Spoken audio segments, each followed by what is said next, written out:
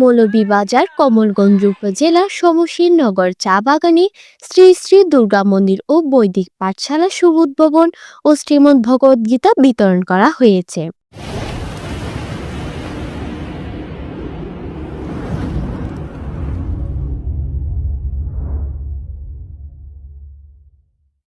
মানবিক সংগঠন বাংলাদেশ হিন্দু ছাত্র মহাসংঘ মৌলভীবাজার জেলা শাখার তত্ত্বাবধানে সনাতনী ছেলে মেয়েদের হাতে এইসব তুলে দেওয়া হয়। শুক্রবার দুপুরে সমশীরনগর চা বাগান শ্রী শ্রী দুর্গা মন্দির প্রাঙ্গণে আয়োজিত অনুষ্ঠানে উপস্থিত ছিলেন বাংলাদেশ হিন্দু ছাত্র মহাসংঘ মৌলভীবাজার জেলা শাখার ভারপ্রাপ্ত সভাপতি সাগর দাস, সাধারণ সম্পাদক শান্ত পাল। অনুষ্ঠানে আরও উপস্থিত ছিলেন বৈদিক পাঠশালার শিক্ষিকা লীলাবতী পাণ্ডে সহ এলাকার মান্যগণ্য ব্যক্তিরা। আকাশ কুমার মোহন্তের পাঠানো চিত্রে কণ্ঠে আদ্রিজা মল্লিক, সত্য সনাতন টিভি, কমলগঞ্জ, মৌলভীবাজার।